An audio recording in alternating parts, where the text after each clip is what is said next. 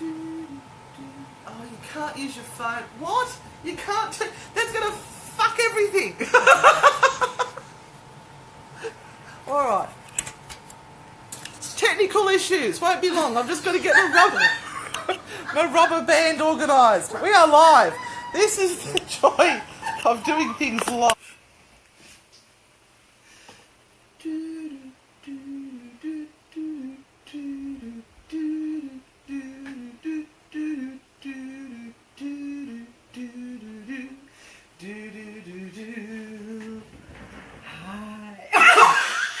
Oh my God! What has happened to me? Oh. Okay, hi. Anne here, Renata. Hello. Oh no. Actually, that's a good thought for me. I'm not quite sure what's going on here. Welcome to the Paranormal Party Podcast. How do we turn that off? Now I've got it. What the hell? I'm not going to be able to get through this. Okay, we're professional. We are professional and I'm a wizard. Hi, Charmaine. Oh, now I've got a torch on my face. That's even better. You're the winner now. Now, hi everyone.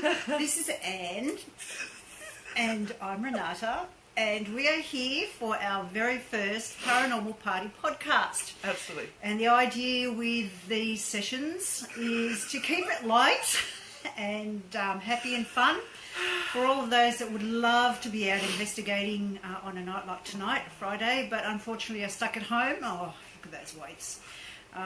And you can't get out for whatever reason. Maybe you don't have enough money, maybe you're not well, maybe you can't get to a particular site because it's too far, and you're sitting at home on a Friday night thinking, what the hell do I do with the evening to keep myself entertained? Well, here you go. We are now entertaining you. So, hi everyone. We are here at Oz Paratech Central, and we're going to do a bit of a chat to you tonight with a couple of things that we've sort of organised for the evening. Please be aware that this is our very first. We have absolutely no experience in this at all. Got no idea what we're doing. As you can tell by the things that keep appearing on my face. We are hopefully fumbling through, and it's going to just get better. Now, we do not have any special guests tonight, so it's just us. But hopefully... Oh, hang on, it says go live with Glenn Mark. Shall we... Okay. Let's see what happens. We're going to press this. Bring Glenn Oh. camera mark. All right, we're going to add.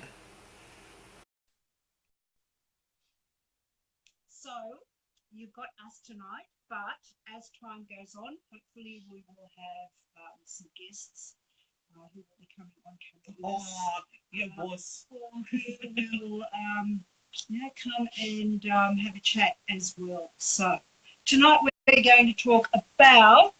Oh, good question. What is that? What are we talking about, Ian? We've got a few topics to discuss tonight. We've got a tech talk.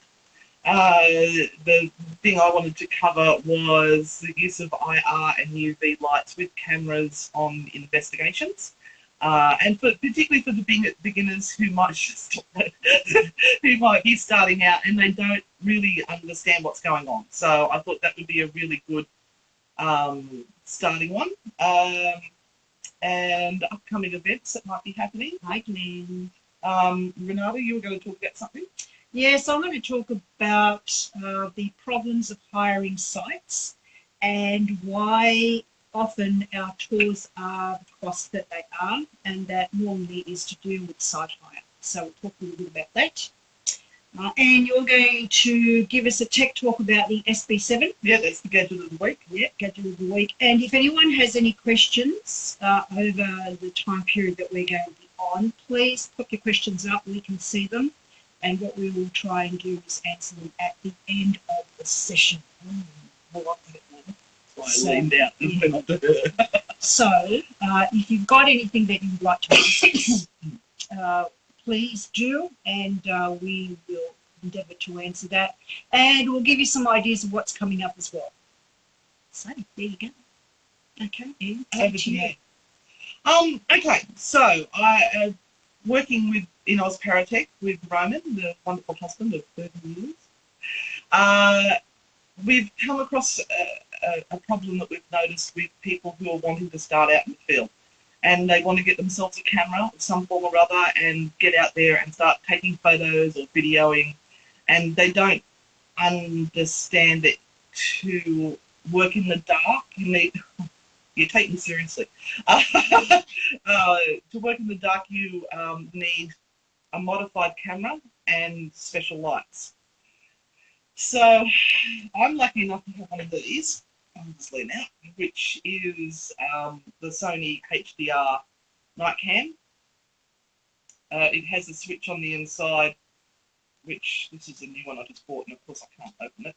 I don't know if you can see it there, but it says on there, night shot, if I got it upside down, and you switch on the night shot. So at the front of this, it actually has a little built-in infrared light, so that it allows me to see in the dark. So that's quite an old camera that was made by Sony, and there's not much around that does that sort of thing for a reasonable price.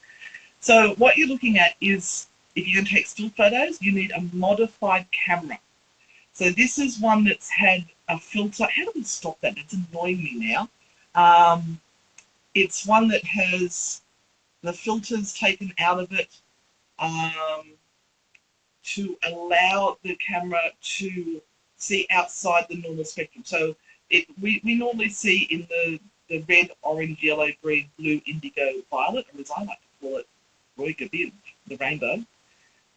But to see in night vision, we need to go into IR. Now, it's not actually IR, which means infrared. It is near infrared, because true infrared is actually just heat. And what we're doing is we're using these lights. Let me get over to here. So this is an infrared light. Turn it on. I'm going to put the battery back in. Oh, there it is. So I don't know if you can see. Oh yeah, you can see the lights on there. Now, when you have got your night vision camera that has been modified and had these filters taken out, you will be able to see in the dark using these little lights. So that's just a IR or infrared modified camera. Then you can have what's called full spectrum. That's where you have the other end. So you've got your red, we have the near infrared on that side, and then we go right through to the violet, and on the other side that you've got your UV or near UV. So that's what this one is. I love this one for the cameras. This one actually has, let's see that. Oh, there they are. So that's got the IR lights at the top, but are you ready for the UV? Switch it on. Woo! You're blinded now? So, yeah, I don't know if it's probably going to be too much for the cameras, but you can see that you've got those lights down the bottom. Obviously, in a darkened room, that is a visible light that you're going to be able to see, whereas the near infrared ones, you can hardly see them. But it definitely lights up the camera that has been modified. So you can get still cameras to take your still photos, and you can get your video cameras to take the video footage. To connect it all together, because you have this, and then you've got this, right? Get the torch. Right, there we go. You can't obviously walk around. So what they often get is a bracket that connects the two together, like an L bracket, and it screws on there, and there's a little hole underneath there that screws on there as well. These ones are made by Ghost Stop, and we get them in from America. They're really light. It's got the little 9-volt back there, and I saw a little video the other day that explains why they don't have the cover on there.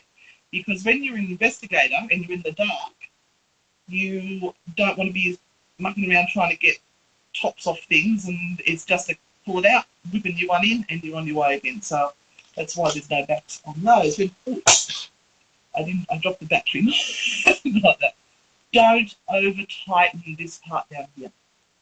Right? There's even a sticker on there saying, please note, do not over tighten them. Sean actually makes these himself, right? So he's got the, what they call those things, the 3D printers. Mm-hmm. It's really nice and light, so that's why they're made of this plastic, and it's you can hold them for longer. Don't over tighten them because they will break. So hang on, we seem to have lost the. Oh, hi, Alex. Hello. And Christy and Glenn. And I miss you. What would be a perfect scenario to use one of those lights and cameras? What do ghost hunters want as a result by using that? To be able to see in the dark through the camera and to capture things that might be lurking in the shadows that may not come out under full light. In spiritualist times, they always used to have everything in the dark because they thought that the light would break up the expectation.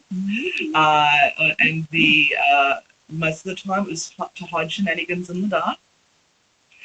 But the ghost hunters like to work at night. And also another reason why we work at night is because it's quieter normally. The likelihood is there's less disturbance by using that in an investigative scenario than someone wandering around with flashes going off all the time. Oh, flashes. So you're still getting the evidence that you need, but you're not flashing those massive lights into people's eyes and blinding. If you do have to use a flash, say flash before you use the flash. It gives people the chance to close their eyes, not lose their night vision. And also, flashes are very good manufacturers of the well-known ghost called. Do we go into that for the first session? Is that too? It's too soon. It's too risky. It's too soon. We'll keep that for a second. Oh, that's good. All right. So if there's any questions on those ones, just let us know. But And then you sell those? we sell the lights. Yes, we do. So you can get either there's a wide IR light which gives a nice even light of the whole room. You can get straight IR lights which give you like a spotlight. You can use a combination of the two to give you a stronger overall view of the room. The one I like to use to assist my Sony is that one, the wide IR. That gives a really nice even light. Obviously, but if you go outdoors, it's really difficult. You need something quite powerful to light up outdoors. But for an inside area, this one, it's really good. Yeah, for most of the type of investigations that most of us are going to do, we only need the basic equipment, unless you're someone professional who's going into big sites, castles, and all of that type of jazz. Then don't worry about spending all the big money to buy the big stuff. Stuff you can get from places like Paratech is by far enough what the guys will need. I'm just wondering why we've got so much above our heads. We should have got rid of, brought that down a little bit. Because we don't want to angle it down, because I learnt by angling it the wrong way, you end up with a small head and big boobs. Yeah. Anyway, I think we're now on to... Let's talk a little bit about site hire and costs of tours. This is a tricky subject, and it's come up recently. It comes up every so often when we have people who will come onto our Facebook pages or web pages and ask that dastardly question, why are your tours so expensive? And the issue is that in most cases, by the time we put on a price to cover our expenses, the cost of our tour guides that we might have on, and we will often use volunteers, but volunteers also have to be recompensed for their time and their effort. We also have the major cost that's involved is the site hire. And in Australia, we do not have the same amount of opportunities to hire sites as we would have if we were in America or over in Europe. We have a small selection of sites.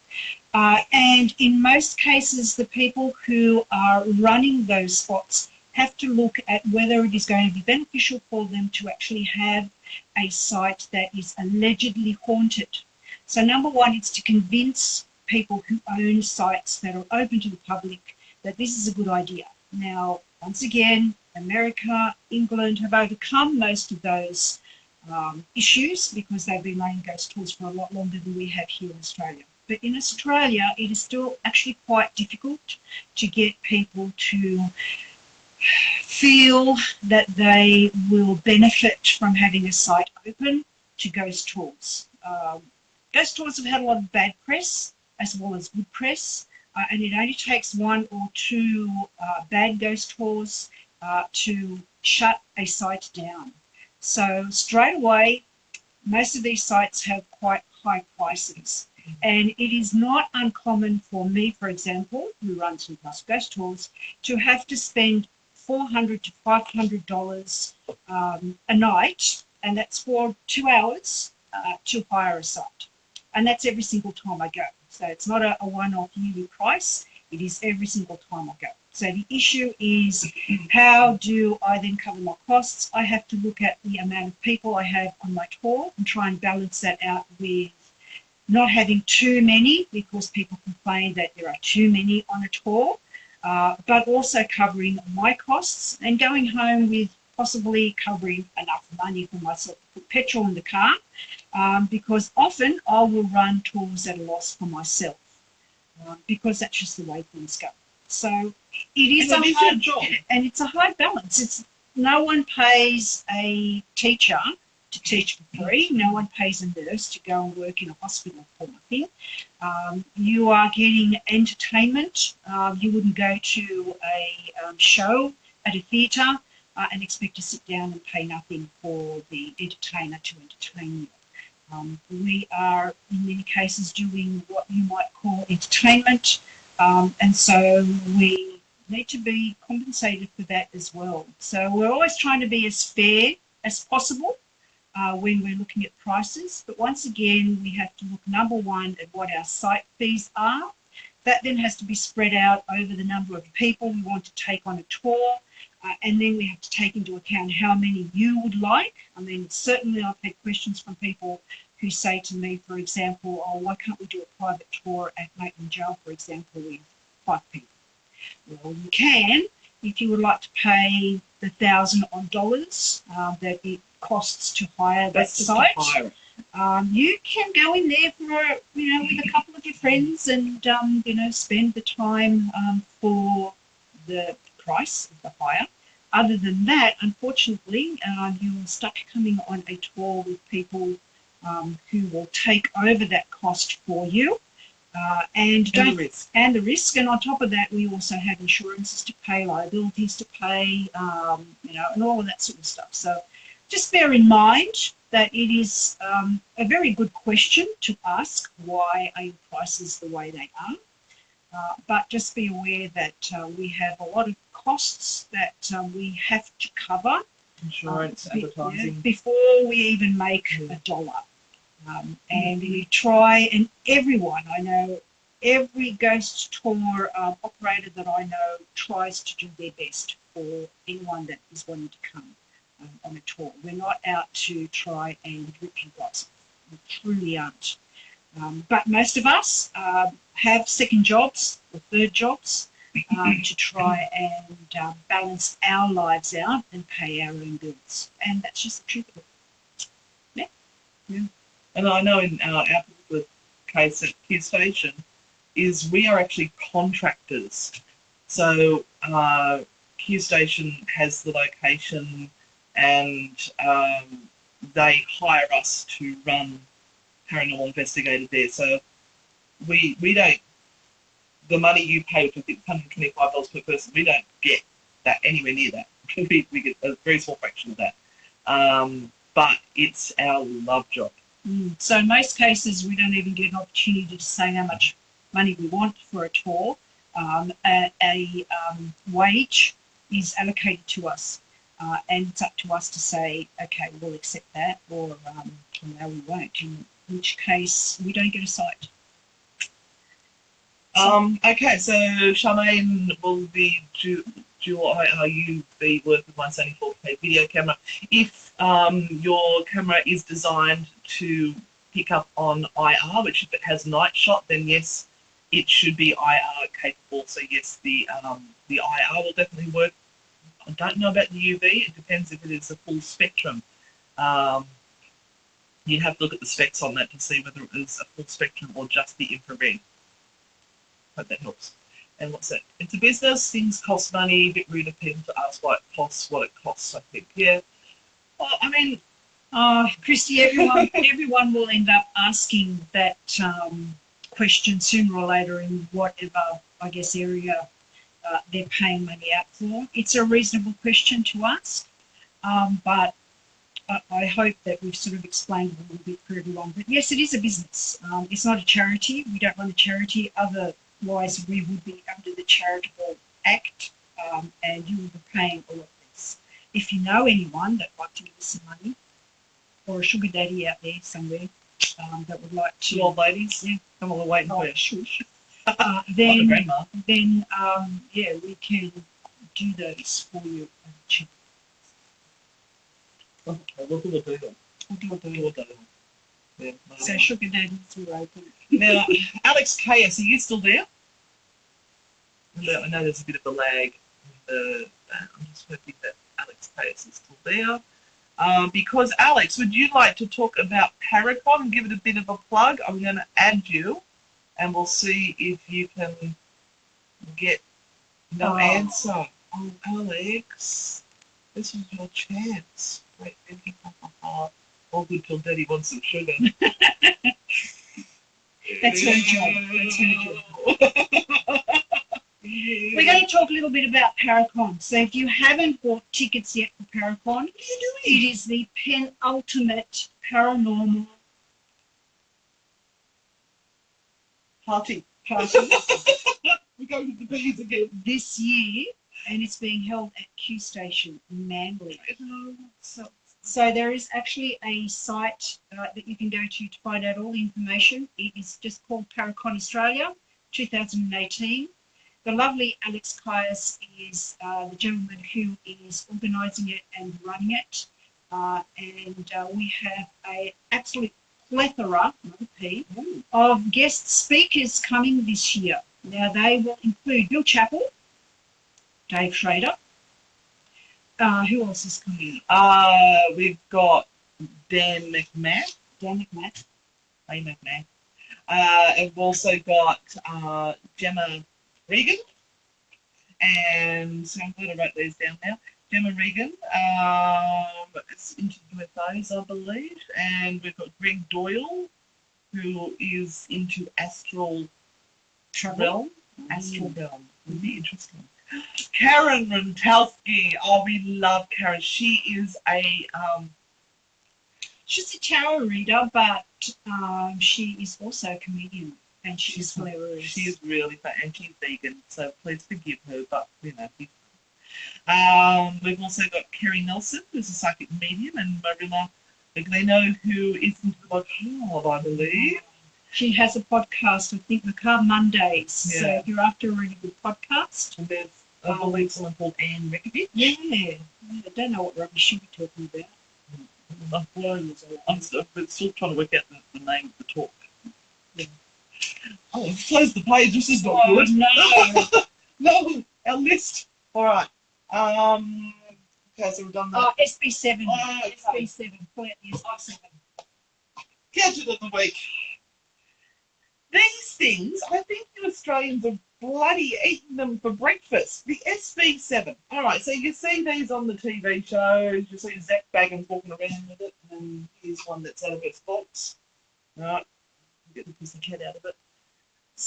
Generally, you see another speaker over the top of it, which is one just sitting on top of that computer over there. You should see this setup here. This is hilarious. We'll get a behind the scenes photo for later. Anyway, so that's how you normally see him on around saying, "Is there any demons here? Do we have a demon in our midst? Give me a sign." No. I'm going to get in trouble now. I'm going to hell. So, Spirit Box. It scans through the radio waves. You can set it to AM or FM, this particular model. It's like when you get into the car and you press search, so it can lock into all the stations, and it will go, but it never actually locks onto the station. It keeps scanning. It is thought the spirit can speak through the white noise. Some people will use a Faraday cage. You may Faraday cage to put their SB into SB7. So what that is a metal bag, and you've got to make sure your speaker goes into it as well. Everything has to go in and get tucked up so that the radio frequencies can't go through. So that will cut out a lot of the radio chatter. One way you can do it rather than using these bags is to get a shoebox, line it with foil. Yeah, the foil thing is real. You've seen people with foil on their head, well, it's real. That's my husband that works. Yeah. So, and you put all of that into a shoebox with a digital recorder to record the session, and you ask questions. But always leave that gap of 15, 20 seconds after each question to give them a chance to answer. Most of the time, you're missing the responses. I've had amazing stuff come through on the SB7, and hopefully we'll get to hear some of that at Paracon. As I was getting up leaving the room once, we had the SB7, it said, this is a whole sentence over several wavelengths, find Sam for me, okay, find Anne for me, Sam, as I was getting up and walking out of the room.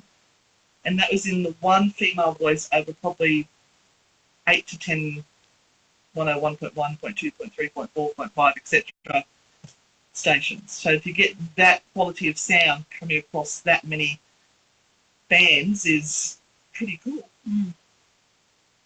So, yep, they are available from us, Oz Paratech. We just had a shipment come in, but they go like hotcakes. So if you want some, get in quick. They only came in 3 days ago, and we've sold 5. So there's only 15 of them. Don't muck around if you want one. We'll try to get them in as quick as we can, but we're limited to what we can bring into Australia. We're only allowed to bring in $1,000 worth of equipment at a time. Otherwise, we get hit with GST, which means we have to put the prices up for you guys. Because at the moment, we don't have to charge you guys GST. We're managing to stay under that threshold. Not much longer, I think. So we'll do our best. Yeah. So that's the gadget of the week. The Spirit Box. And everybody wants one. And it comes with a free speaker. Now, just a little note on these speakers. So that's the speaker. In the bottom of the box, come on, find a face. Yeah, hurry up. There. Down here, there's a cable. That cable plugs into that, and that plugs into your computer to charge. Now, this is a speaker. It is not a microphone. Yes, it looks a bit like a microphone, but it's not. Plugs into the side. So we have 2 outlets on there. You've got the little headphones, and you've also got spout, which I only realised probably 2 years ago means speaker out. I've got right sometimes. So you pop that in, and you turn it on by pulling back this. I'm not watching on too So there, it's on now. So you've got to push that little switch underneath the foreskin. I mean the thing on the top there, the coating with fluff. Words, I don't know. What time is it? It's late. Oh my God, we've been going for half an hour. I told you we'd go for half an hour. Anyway, so that's a speaker, plugs into the side, makes it louder for you. What comes free? Now we're going to finish up tonight with just a little bit of a plug. Hello, Charmaine. How are you, sweetheart? Ladies go swanted. Love it. They're awesome people. They are. we're going to come and visit you soon. Okay. A little bit of a plug with some things that are coming up in the local area here. As you might have noticed if you go onto Newcastle Ghost Tours Facebook page, we are selling out madly in events, which is great. But I have posted some new ones today. We have our first Brosman House tour coming up in March. That is now open up for sale. And we also have another Miss Porter's house that we have added in because we've had so many requests. And we only put 8 people on that particular tour. It's a very tiny little house. We don't want to have too many people in there. So literally all the money that's made from Miss Porter's goes to Miss Porter's. So but we love doing that because the house is precious. And the ghosties that are there are absolutely gorgeous. They're very generous. Very, very generous. And it's a very safe space for anyone who is wanting to dabble in investigations or dip their toes into the spectral realm. Then I do suggest coming to a Miss Porter's House event. So Miss Porter's House is up. Brosman House is also up. I'm actually also going to be doing a history walk with a wonderful gentleman here in Newcastle called Ed Tonks, who's going to take us through Stockton. And so that is also up on the Facebook page at the moment. I had like this kind of Yeah, it's pretty amazing place, Stockton, really. Yeah. Pirates, convicts, all that sort of stuff. Yeah. And so we have an absolute full year ahead. Lots and lots of different investigations coming up. Anne's got some Q Station stuff coming up as well. Yeah, we've got 2 spots left on the one that's on the 22nd of January. We've got 4 spots left on the one that's a sleepover in March. And then there's some dates later in the year. But if you go to the Q Station website and look under Paranormal, or Ghost Tours, look under Paranormal Investigator, you'll see all of our stuff there. We also have a Prince Henry Hospital event coming up. I won't call that a paranormal investigation, but it's more of a taste of the paranormal investigation. We are actually hired by Randwick Council to provide an evening of entertainment there with a taste of the paranormal investigation and table tipping and technology. Yeah. Maitland Jail also, just to let you know, next month's tour and March's tour are sold out. So you will be going on the April list. But be aware that there is also a paranormal night that we're having there every 2 months. And that is a 4-hour investigation. But it is only for people who kind of have been on investigations before. One of the issues we've had with our ghost hunting nights there, the extended ghost hunting nights, is that we've had some issues with people coming on who want to be super, super serious on the 4-hour investigation, and we find that there are people coming on that particular one who have never done investigations before. And so it's this jumbled mess of people who are really, really serious and those that are there just for a bit of a giggle.